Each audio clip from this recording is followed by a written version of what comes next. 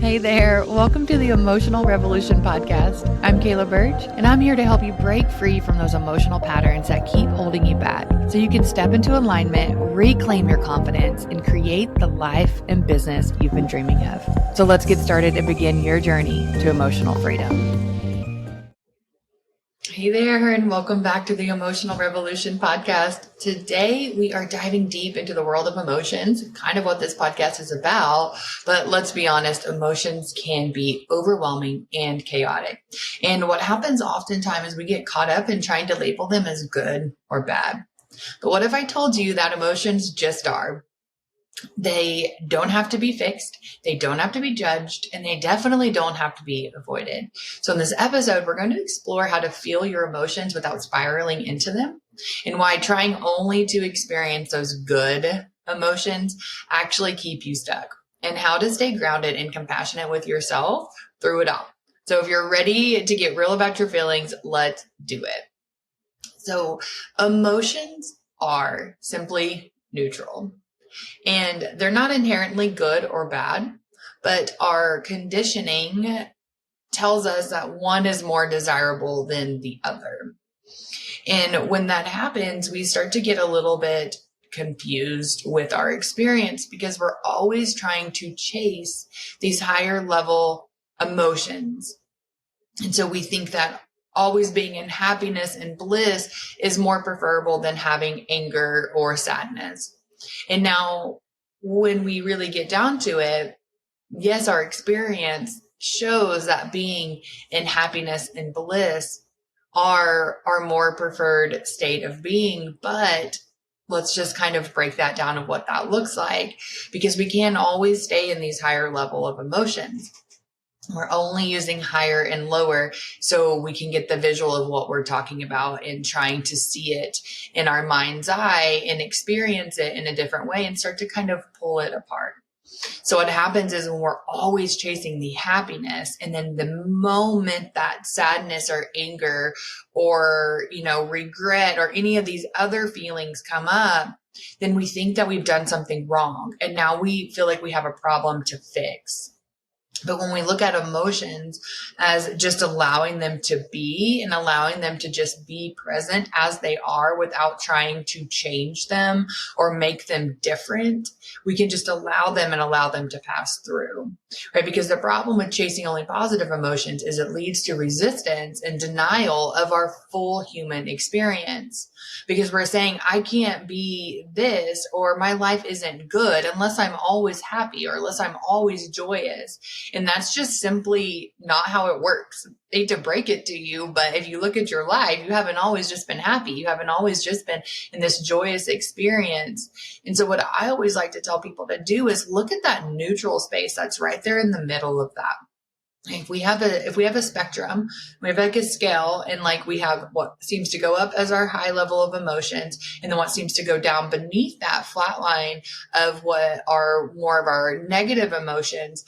And they're really extreme at the top peak and at the bottom peak. You'll know that you always come back to kind of this more neutral state where things are just kind of good, right? There's nothing much is rocking the boat. It's just a very, very relaxed state of being. And then boom, you have your high peak, and boom, you have your low peak, and things are fine. And we're not judging ourselves because we think we need to be getting caught up in this really imaginary state of just blissed out all the time. There's such a difference between being calm and having a state of peace and being in happiness and bliss all the time, and being calm and being in a state of peace and having, anger and depression and regret all the time. And so what I want to walk you through today is looking at how to get back to that more neutral space of that emotional state. And when we get to that neutral space, it really comes from the importance of not labeling our emotions as bad or unwelcome, because that makes them more powerful, right? So I want you to think about this in your life. So if when you're angry, you say things like, oh, I wish I wasn't angry. I wish I wasn't yelling at my kids. I wish I wasn't mad at my spouse. I wish that this problem wasn't here for me today. I wish I wasn't overreacting, or I wish I wasn't doing this, right? So we have all of these thoughts that now get attached and associated with the feeling. And now what we're doing is we're feeding that feeling. We're giving it food, and it's growing and growing and growing and growing. I wish I wasn't angry. I wish I wasn't sad. And all the reasons why you shouldn't be these things. And then even all the reasons how you cannot be those things anymore. What you've just done is you've given so much thought and attention to that feeling, and you have given it so much meaning, right? You're mad because this happened. And so now you're labeling and attaching that emotion to something outside of you, to an external event, instead of just allowing the feeling to be present, right? So you understand how that happens when you're angry. Now, what about when you're happy? You don't think, oh, I wish I wasn't happy anymore. Gosh, I wish this happiness would just go away. No, you just allow the happiness or the joy to be present until it's not anymore, right? So you're not giving it the level of thought and attention that you do the more unwelcome feelings that you have. And I always like to just look at this, because joy and happiness is very fleeting. It just comes right through us. And it's because we're not gripping onto it. It's because we're not trying to push it away. We're not trying to make it not present in our life. If anything, we're trying to amplify it. But the way that we do this is we try to amplify the happiness by completely omitting the sadness. And I know it's very paradoxical, but we can't do it. That's not how it works. Because the more we focus on omitting and completely dissolving certain emotions in our life, that's what gets our entire attention. And so that's what grows and grows and grows and grows and grows. And so we have to really understand that where we put our attention is where things grow. And so we don't always just want to put our attention to being happy all the time, because we can't always be happy all the time. We live in this world. This reality gives us challenges, and we're not always going to be happy about them necessarily, but we can always know that we can handle them. Right? So that's why we come back to this more neutral space of not saying it's good or bad. It's just saying it's not really preferable. I don't prefer to sit in a state of sadness. So I'm going to come back to this neutral space, but I'm going to come back to this neutral space, not by shaming myself about this emotion, not by shaming and feeling like it shouldn't be present, because that's not helpful. If you look back at your life, you know it's not gotten you out of anything. It's just added to it. And so you look at it a lot differently, and you start to think, how can I come back to this more neutral space? And the answer simply lies in not doing anything. Now you're like, come on, Kayla, I've listened this long and I don't even know what you're talking about. And now you're telling me that I can't do anything. I just have to allow these emotions to be present. And the answer is yes, because judging emotions keeps us trapped in the loop of resistance. And so there's such an important, such an important piece when we start to really just observe our emotions without attaching any meaning to them. Right? So if you're mad, it's not, I'm mad because my kids aren't listening, or I am so angry because my best friend could care less about what I'm doing, and I've tried to talk to her and all she does is tell me about her own problems and I am drowning. Right? Or my business, nobody's looking at my business online. I keep putting it out there and I'm just not good enough, and I feel so sad and I feel so XYZ. Right? Now we can go to the other side with happiness. I'm so happy because my spouse is showing me love. I'm so happy because my business is going in the direction that I want it to.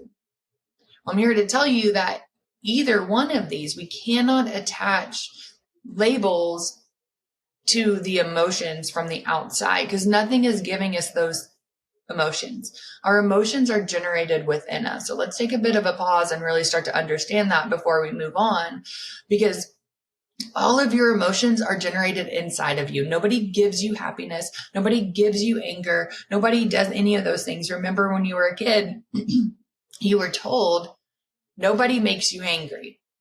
And then you look around and you're like, but everyone's making everyone angry.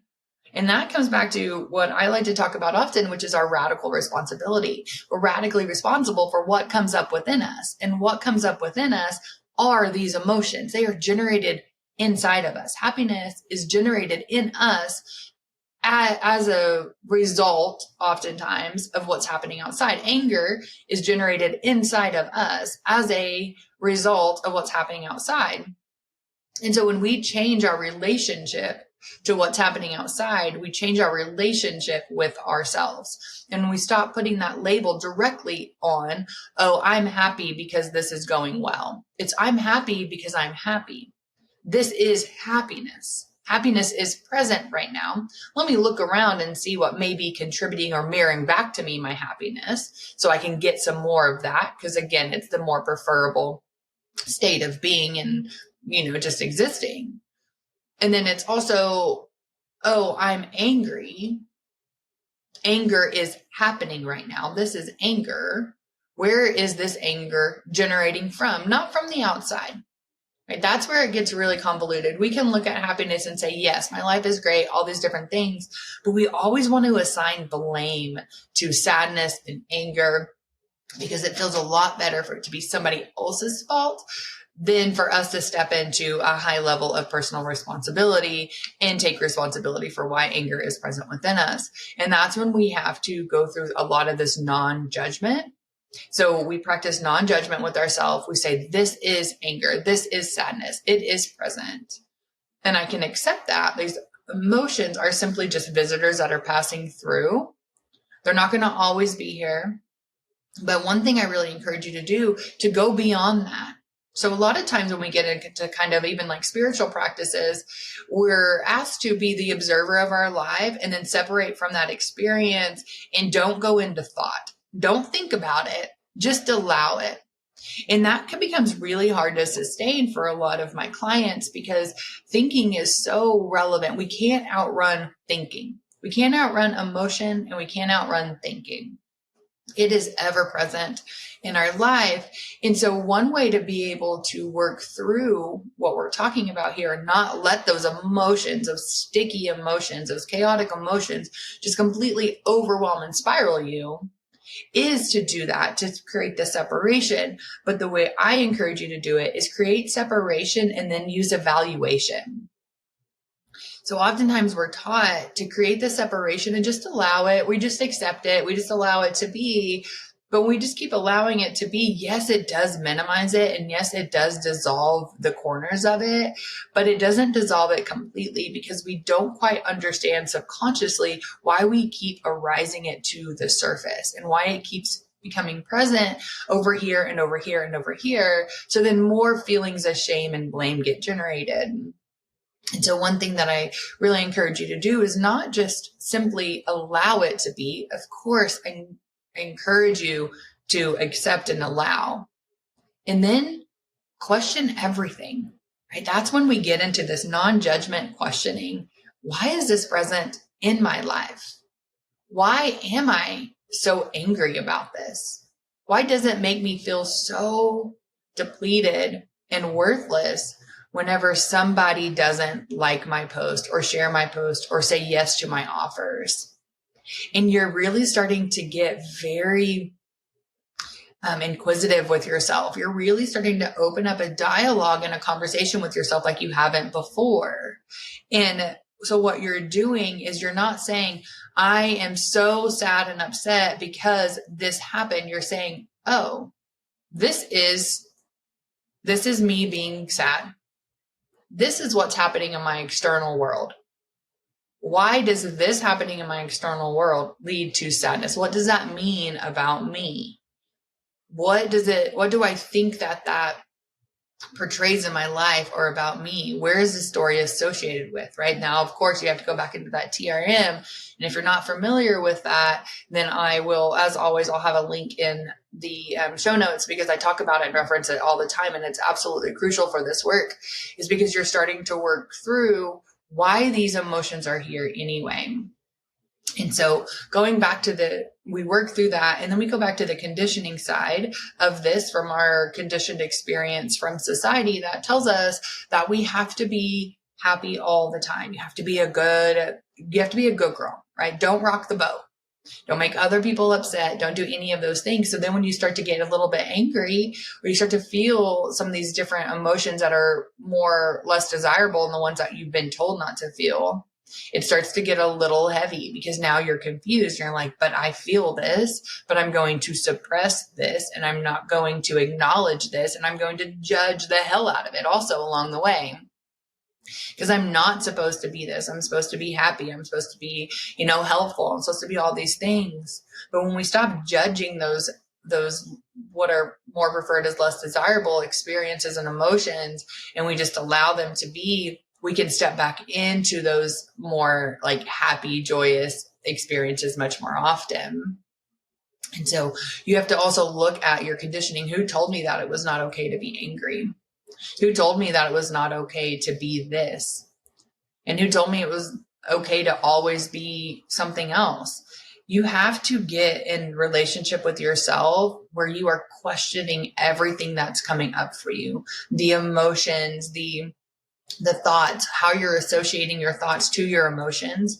And when you actually practice separation from attaching your thoughts to your emotions, that's when you start your revolution in your life. That's when things completely start to change. That's when all the paradigms that you built for yourself start to shatter, because you start to look at things a little more neutral.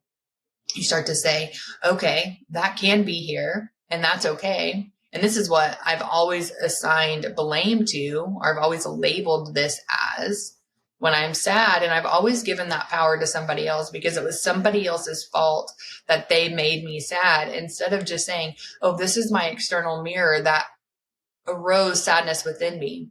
And why does that make me sad?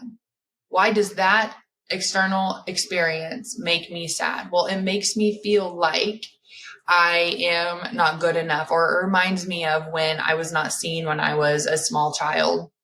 That's when you start to do that deeper work of understanding where these things are originated and how our conditioned experiences through life. We're conditioned not just from other people, we're conditioned through our life experiences. And that conditioning happens whenever we have an external event happen to us. And guess what we do? We have an emotion and we assign a label to it of meaning. And so we give these things all of the meaning that they have. And I always laugh because I always say, well, what if my happiness is your anger? Like, how do we know what that looks like and what the other person experiences? We can only know what that looks like in us. And we can only know how we have assigned our labels to the emotions and the feelings that are arising within us. And so we can start to change that relationship with it along the way. And so we can start to separate from that attachment to it. And we can just allow it to come through us, right? Then we can get into that space of, oh, this is anger.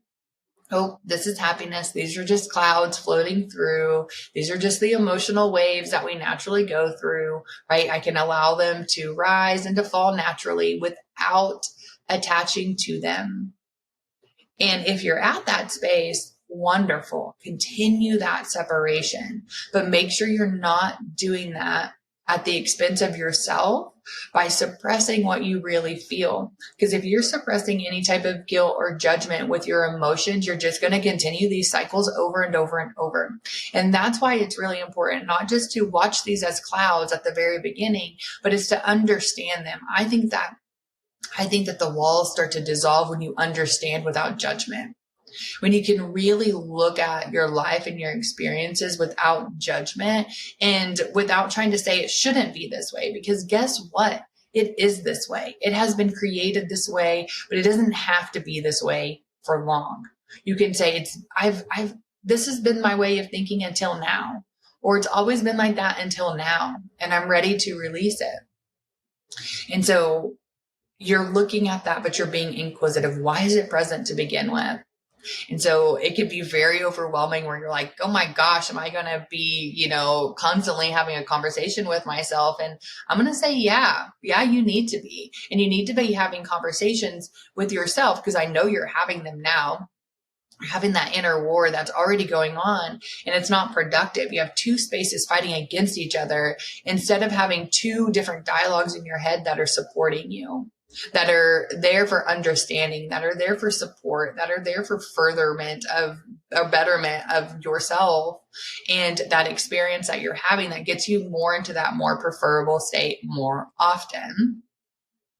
And those are really powerful tools that you can use of just asking yourself questions and then answering, and doing so without judgment and not labeling every emotion and assigning it something that's happening in the external world. Just allow it to be present and then ask yourself why it's there. What is generating that emotion within you? And if it's something you want to continue to recreate, how could you get more of it, right? Not more of this to have less of that, because now we're generating from a place of lack if we do that, and we're not going to get very far in that way. And so it's, how do I generate more feelings of appreciation for myself? What would that look like? It's not, oh, I need to stop, not appreciating myself. It's just saying, how can I find more ways to appreciate me? How can I find more ways to be happy and content in my everyday life without anything changing? So what you're doing is you're changing that dialogue also in your head. So you're not just always trying to change or remove something in your life. You're looking for what's already present. And so you're starting to train your mind to see things in a much different, more neutral space of what's already here, without shaming different aspects of you, without wishing that it wasn't there.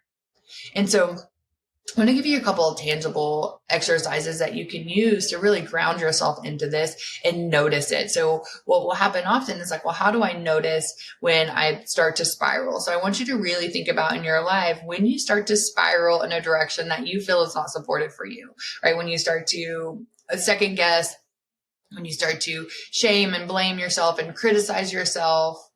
And then in those moments, that's your immediate awareness. Okay, this is here.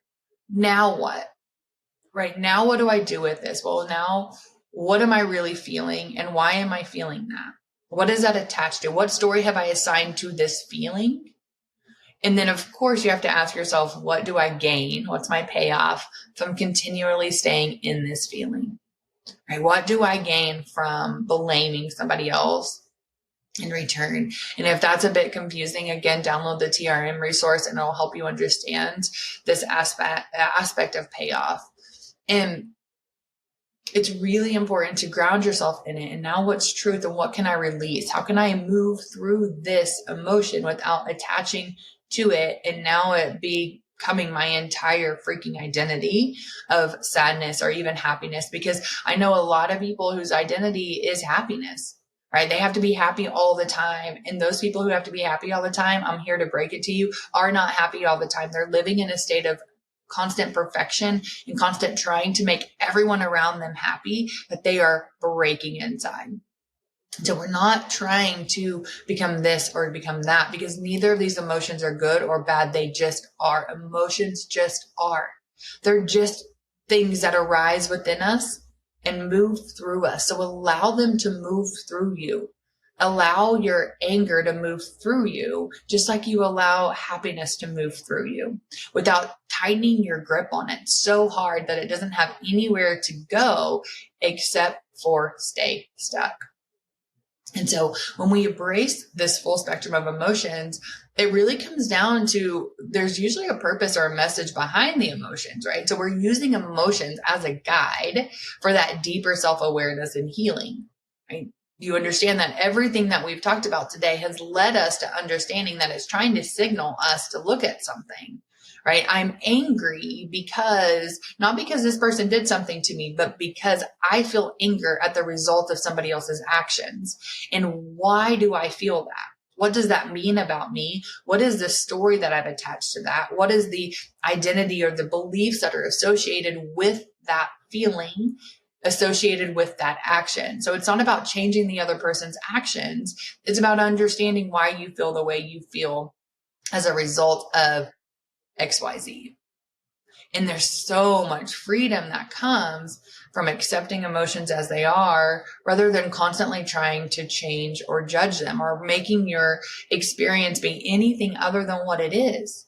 You're just allowing that state to be and then deepening your understanding. You're using the world around you as a way to go deeper inward, to understand yourself, to change that relationship with yourself, to then change your experience, to have that more preferable experience, to be in that more neutral state, to allow the big peaks and the big drops, if you will, to just be those without consuming you and becoming your entire identity. And so it's really this beautiful space of this give and take and this really neutral space that we're looking for when we just stop judging our emotions and we use them as a guide for deeper self-awareness and healing. Things really do start to change. So I really encourage you to give yourself a bit of a break. Don't be so hard on yourself, right? When these emotions come, just know that they're natural. If you've been working through some of these things for a while and they're still present, that's okay. Right? That's okay. You don't have to dissolve all of it at one time. And just because it comes back, it means that there's a little bit more you need to see. It means that there's a deeper level of understanding you need to have about either the situation or the emotion that's arising in the story that you're attaching to that emotion. It's really powerful when we step into this space of full radical responsibility, because we take acceptance for our life and we take that responsibility and things can really start to change. Then we can actually change our external world, right? So just remember that emotions aren't meant to be managed or categorized as good or bad. They're just meant to be experienced. And by allowing yourself to feel that without judgment, you open up space for true healing and true self-discovery. And that's a really powerful aspect that I really want you to set into, and I really want you to believe for yourself. So if today's episode resonated with you, don't forget to share it, leave a review, make a comment, and really, I encourage you to subscribe for more meaningful conversations. And remember that emotions are just energy. They're moving through you, and you have the power to be compassionate and to witness your own experience without judging yourself. So see you next time on the Emotional Revolution.